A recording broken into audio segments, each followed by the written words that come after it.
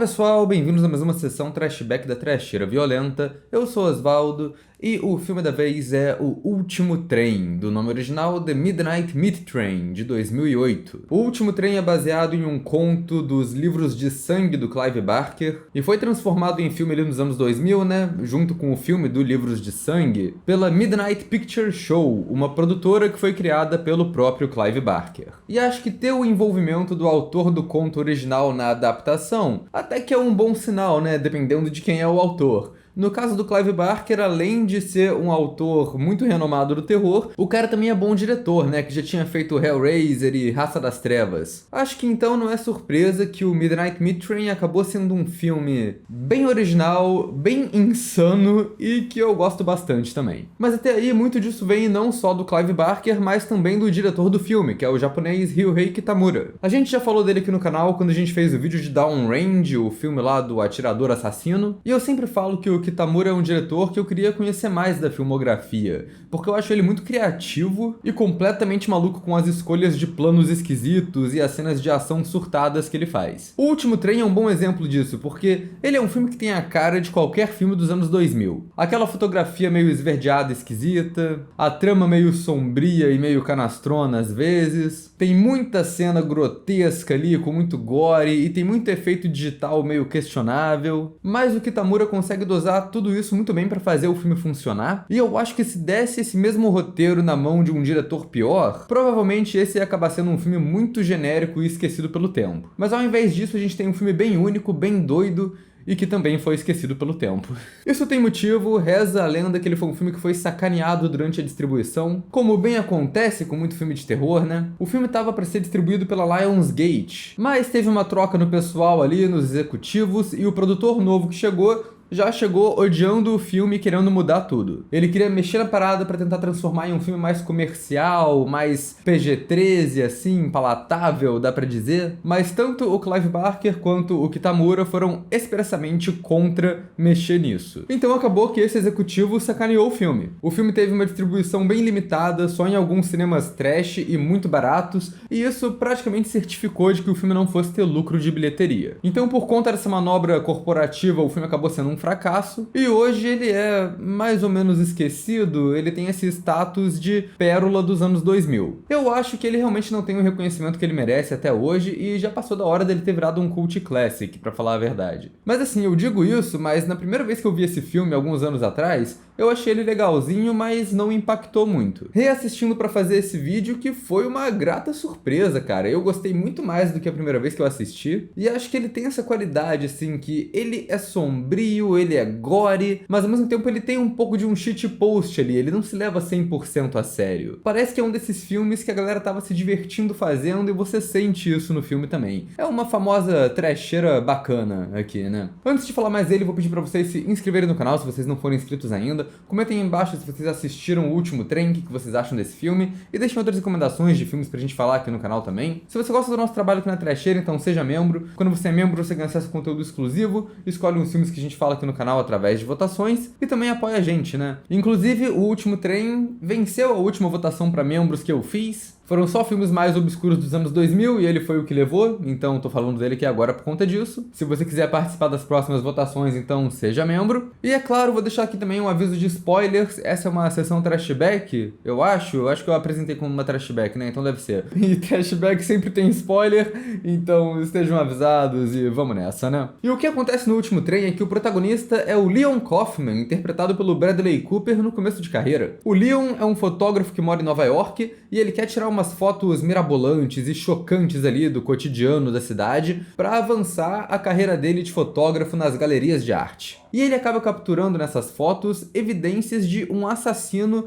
que mata as pessoas de madrugada nos trens da cidade. Esse assassino é o açougueiro Mahogany, interpretado pelo Vinnie Jones. E no começo a gente acha que o filme vai ser um thriller de serial killer, meio slasher, alguma coisa assim, mas na real essa história vai tomando umas viradas muito absurdas, e acaba que o filme é um terror sobrenatural que tem criaturas monstruosas anciãs que moram nos túneis, que tem teoria da conspiração rolando na cidade e que tem um envolvimento um pouco profético do protagonista no meio dessa história, que ele na real estava o tempo todo sendo preparado para se tornar o próximo assassino. E uma parada que já me ganha nesse filme desde o começo é essa ideia, né? A ambientação dele do terror no trem. Que nem só um terror no trem, né? É específico do terror no metrô. Porque quando você tá num metrô debaixo da terra, tu tá num monte de túnel preto por debaixo da cidade, que você não sabe exatamente onde você tá, onde você tá indo, né? Se aquele lugar virar e pegar um túnel novo ali, tu tá no desconhecido. E o filme aproveita muito o visual do metrô, essa coisa metálica e fria e meio clínica ali, pra fazer umas comparações visuais também com um freezer de carne.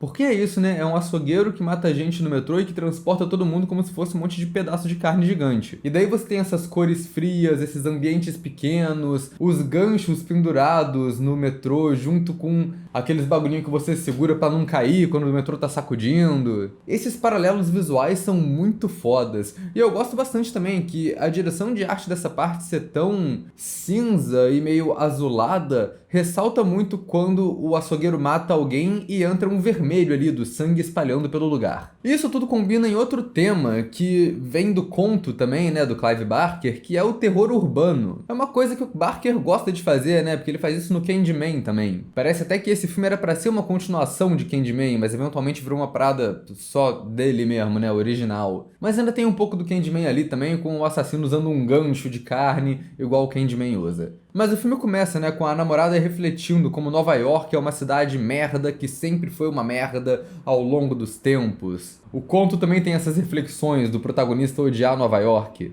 E parece que essa é a ideia geral que o filme quer passar aqui, que é o lado podre da cidade, o lado obscuro ali. Ele nunca mostra Nova York do jeito turístico que a gente está acostumado a ver nos filmes. É sempre o lado menos glamouroso da cidade, um monte de beco sujo, os matadouros, os túneis velhos. Tem até um plano que começa na cidade de noite, mas ele abaixa, passa pela rua e vai pro metrô, mostrar o trem passando ali no túnel. Que também dá esse aspecto de tipo, o que acontece por debaixo das ruas da cidade, debaixo da fachada, que tem uma podridão escondida ali, que a cidade é tão insana que um cara consegue matar uma galera no metrô toda madrugada e ninguém dá falta. Nessa ambientação, o nosso protagonista é o Bradley Cooper jovem. O primeiro plano que mostra ele é ele colocando a cara na frente da câmera, puxando uma máquina e tirando uma foto, o que já estabelece muito bem o personagem sem uma palavra, né? A gente entende que ele é um fotógrafo e ao longo do filme a gente entende que ele vive vendendo imagens de crime para jornais, mas que ele quer tentar entrar pro meio artístico. O que ele faz através de uma galera que ele conhece ali, que é uma galera muito pedante, isso é muito engraçado. O filme parece que também tem uma visão meio cínica do mundo da arte, igual o Candyman tinha uma visão meio cínica do mundo acadêmico.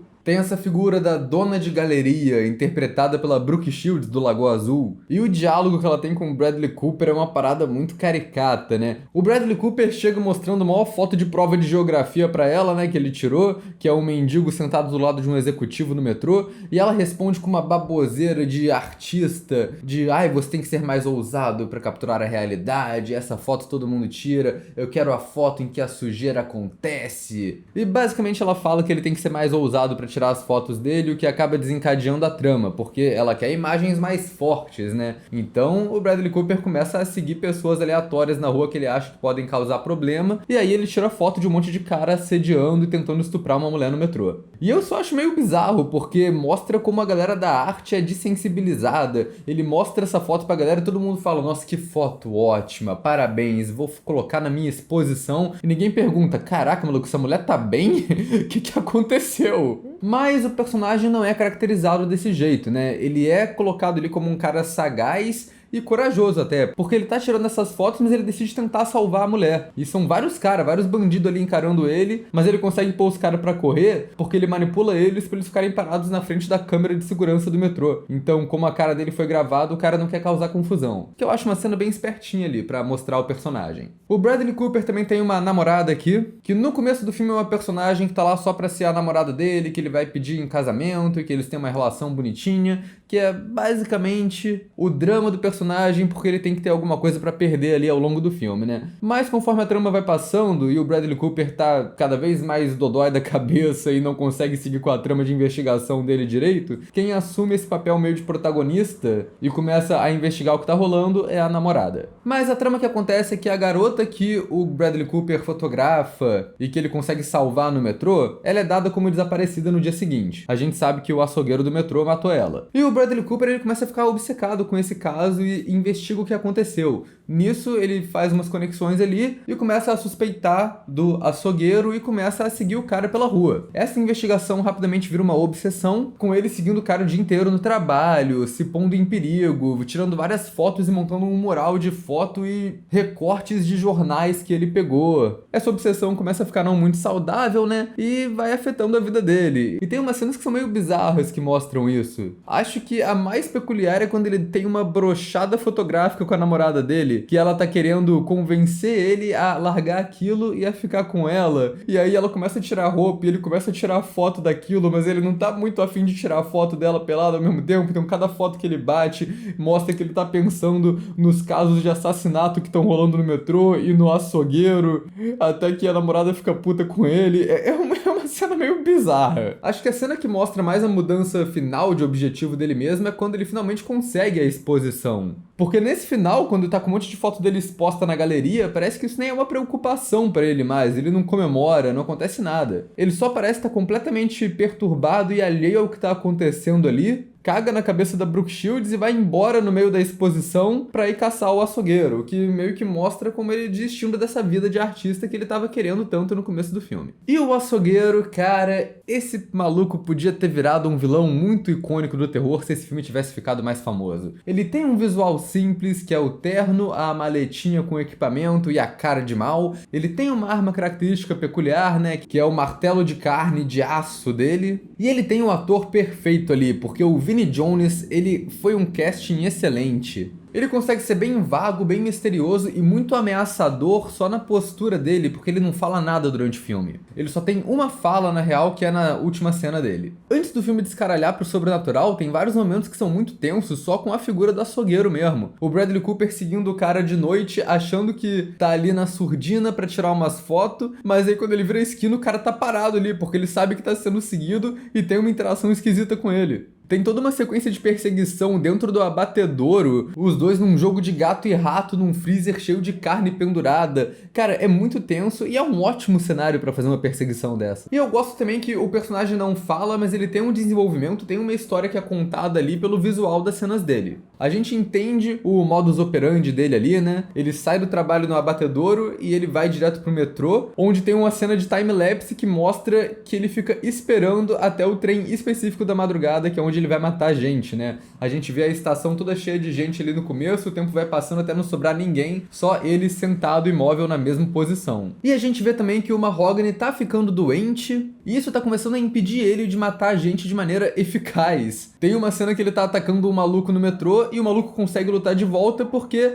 o Mahogany começa a tossir sangue. Esses piripaques que ele tem não são muito explicados, o filme só mostra que ele tá doente, porque tem a cena que ele abre a camisa e a gente vê um monte de ferida bizarra crescendo no peito dele, uma parada com efeitos práticos muito bons, um body horror assim que é papo de tripofobia aquilo ali. E ele é um personagem muito bem preparado também em questão de tensão ali, que a direção aproveita bem o suspense antes de mostrar quem ele é. A primeira cena de ataque que ele mata a modelo lá que o Bradley Cooper salvou, a gente nem vê a cara dele. A gente só vê a mão dele segurando a porta do metrô no começo e depois a cena toda focada nela com uma profundidade focal muito pequena. Então a gente vê ela sentada no metrô e o Vinnie Jones lá desfocado de fundo, abrindo a maleta dele, pegando a marreta. Ele se aproxima e até quando ele tá do lado dela, ele continua desfocado, mesmo a cara dele não estando aparecendo ali. O que dá um toque meio sobrenatural também ali pra situação. E como eu disse, o Kitamura é um diretor muito doido. Ele tem enquadramentos diferentes em vários momentos do filme, assim,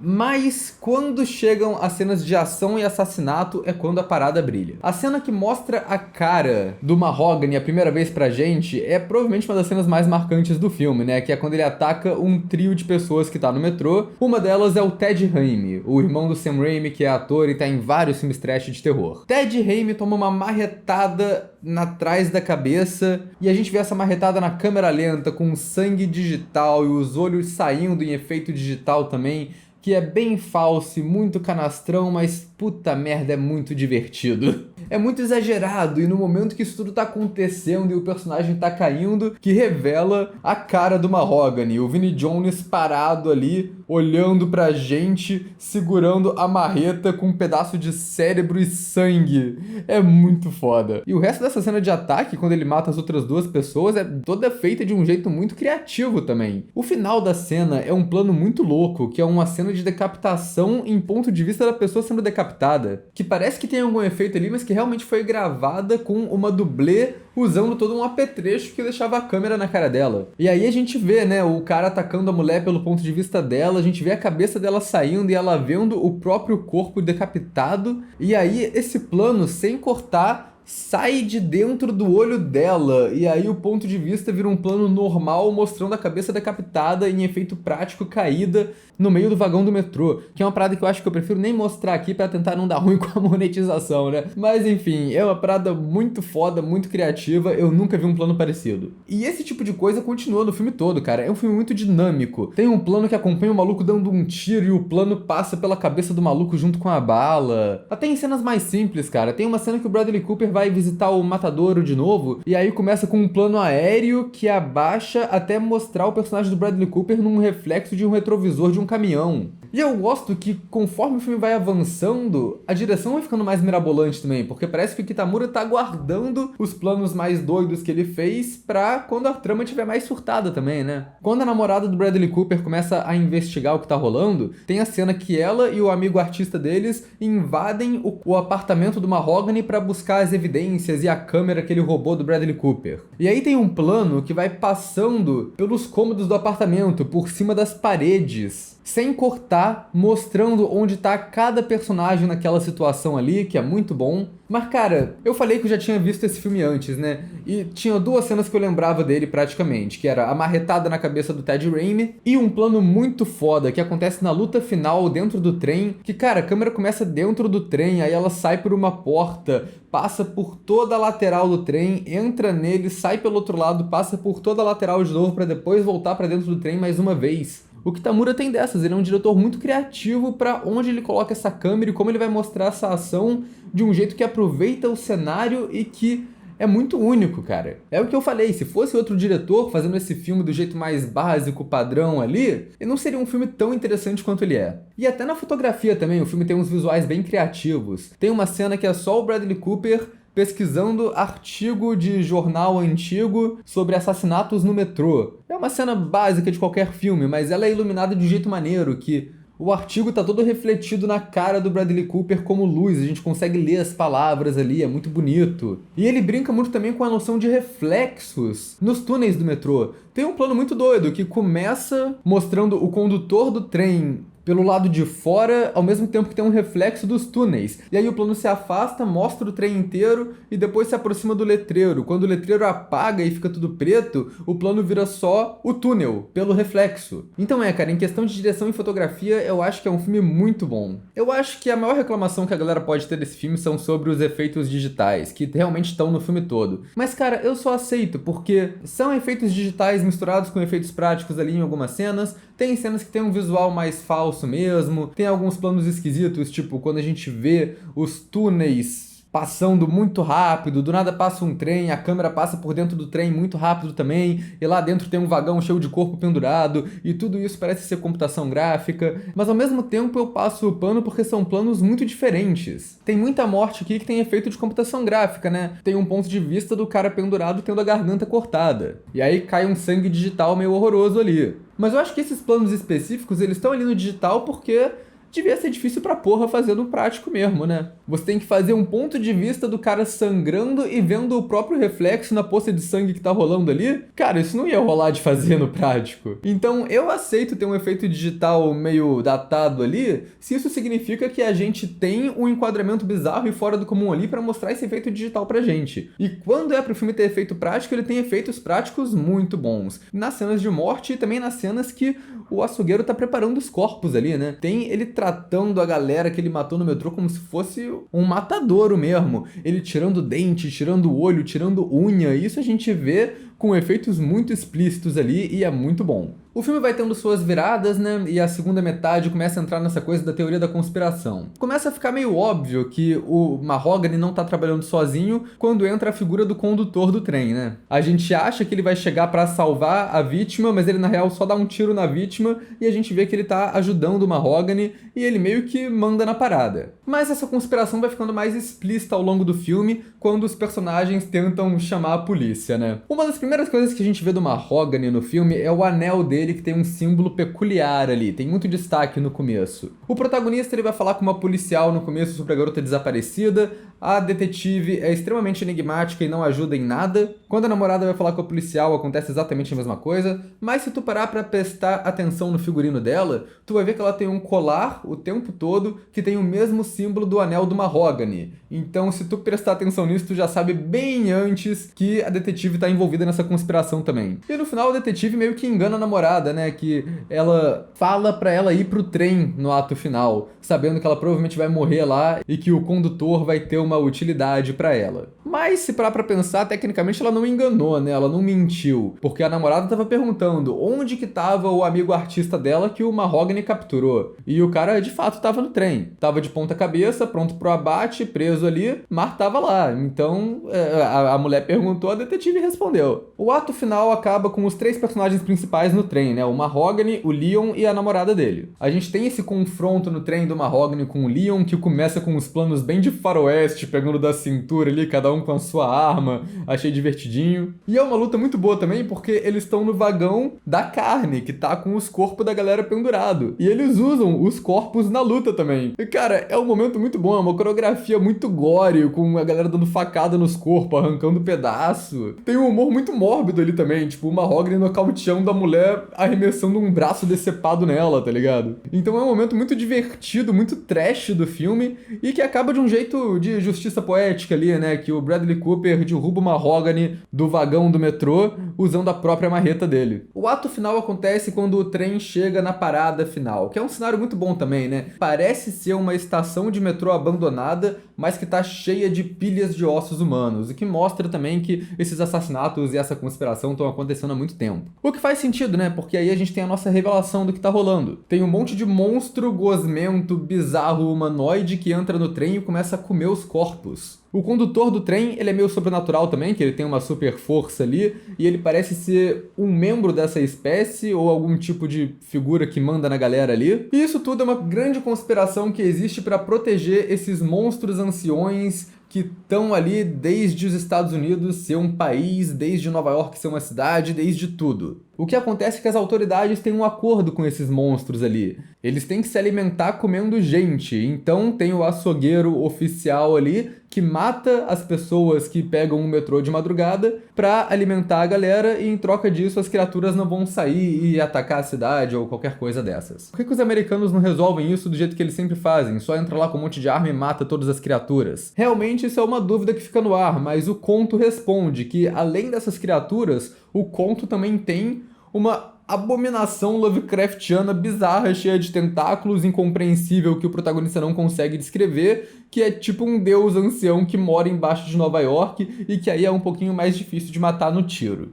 Mas o que acaba acontecendo no filme, que a gente vê, é que o açougueiro tá doente, né? E isso tá começando a zoar o trabalho dele. As entidades ali acham que ele precisa ser substituído. E quem é a substituição é o Bradley Cooper, no fim das contas, né? O condutor arranca a língua do Bradley Cooper e come ela, o que levanta a dúvida, talvez o Vinnie Jones não tenha falado nada o filme todo porque o açougueiro não pode ter língua, talvez arrancaram a língua dele também, não sei. O condutor também arranca o coração e mata a namorada do Bradley Cooper porque ele não pode ter nada fora o trabalho dele novo, e ele vira o novo açougueiro. E a parada é que quando eu vi o filme a primeira vez, pra mim isso foi um final trágico que saiu do nada, mas reassistindo, me parece que na verdade o filme todo foi um grande preparo pro Bradley Cooper se tornar o açougueiro, né? É uma parada meio predestinada, dá pra dizer, porque desde o começo o personagem começa a ter pesadelos com o trem, e ele tem esses sonhos que estão no ponto de vista da vítima, mas que no final, quando mostra a cara do assassino, não é o Vinnie Jones, é o Bradley Cooper que tá ali matando a galera. Então ele já tá tendo presságios ali do futuro futuro dele. E a gente acompanhando ele ficando cada vez mais obcecado com o caso que ele tá investigando, a gente também vai vendo como ele vai se modificando pra entrar na persona do açougueiro. No começo do filme ele é vegetariano, né, o que é irônico, considerando a temática de matadouro do filme. Mas aí ao longo do filme ele desiste disso e passa a comer carne.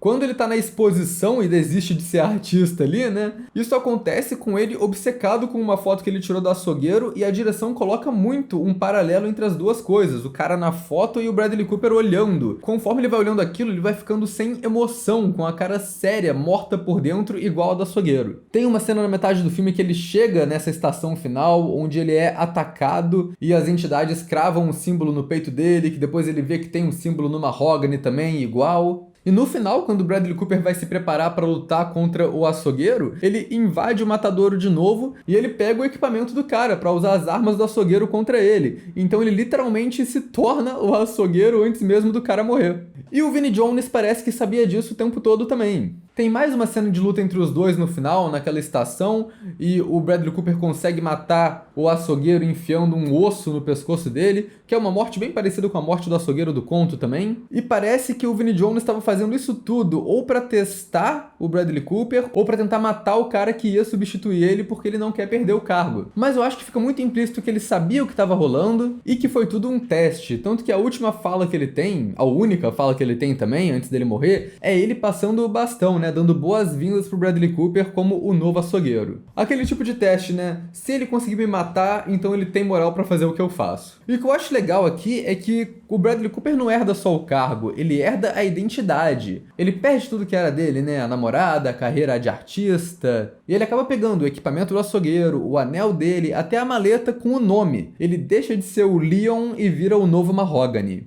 E eu acho muito legal porque o final do filme é muito bom também, porque ele conecta com o começo. A primeira cena do filme, na real, é esse cara dormindo no metrô e acordando ali do nada, que também é uma coisa que tem no conto, né? O protagonista dormindo no metrô e acordando com o maluco matando gente. Esse cara escorrega no sangue, vê o assassino de longe e a cena meio que acaba sem conclusão. Pra mim era só uma cena enigmática de começo de filme que não foi lá muito boa. Mas aí no final a gente volta nessa cena pra descobrir que esse começo na verdade era o futuro. Quem tava matando gente ali não era o Mahogany Vinnie Jones, era o Mahogany Bradley Cooper. Então é como se o filme concluísse um ciclo ali e finalmente desse sentido pra cena inicial. Em conclusão, é um filme completamente surtado, tanto em questão da trama maluca, quanto em questão de técnica mesmo, né? Como eu disse, tem muito plano doido que eu nunca vi igual, muita coisa muito criativa rolando aqui. É um filme que eu gostei bastante e que eu acho que eu vou gostar mais cada vez que eu rever. É uma dessas trecheiras que eu acho que tem um orgulho de ser uma trecheira e que tá se divertindo fazendo isso.